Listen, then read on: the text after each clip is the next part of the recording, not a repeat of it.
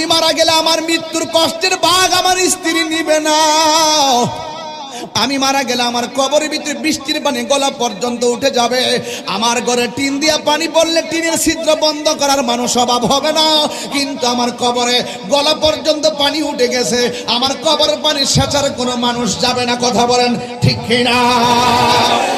এই জন্য যুবক, আমি কি বুঝাইতে চাইতেছি, এই দুনিয়ার কেউ কাহার আপন হবে না। আপনি মরে যাবেন, আপনি মৃত্যুর বিছানায় পড়ে থাকবেন, কিন্তু আপনার কাছে একদিন আজরাইল যখন চলে আসবে, মায়া নিদন হারাইলাম ঘুমের ঘরে স্বপনে, আর কি দেখা হবে রে লালমায় বাসি জীবনে।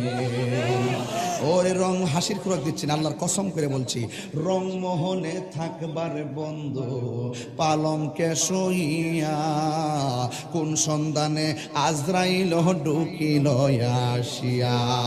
ওরে দুয়ারে প্রহরী থইয়া প্রবেশ করল কেমনে, দুয়ারে প্রহরী থইয়া প্রবেশ করল কেমনে, আর কি দেখা হবে রে লালমাই বাসি জীবনে।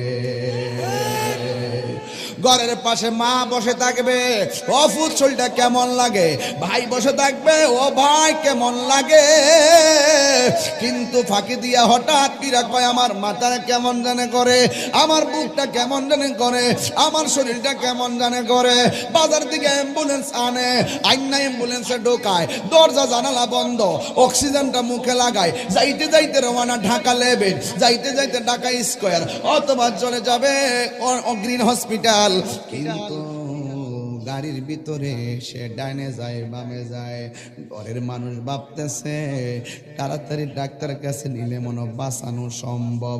একটু পরে দেখে রাস্তাটা ঠিকই আছে রে বাজি, একটু পরে দেখে হাতও লড়ে না, পাও লড়ে না, মাথাও লড়ে না, ফেড়ও লড়ে না, শ্বাসও বের হয় না। এবার গাড়ির ভিতরে মানুষগুলো ডানে তাকায় দেখে গ্লাস বন্ধ, বামে তাকায় দেখে গ্লাস বন্ধ, একটু বাতাসও গাড়ির ভিতরে ঢুকতে পারে না। এই ঘরের ভিতরে এত বড় আজরাইল গাড়ির ভিতরে কেমনে ঢুকলো?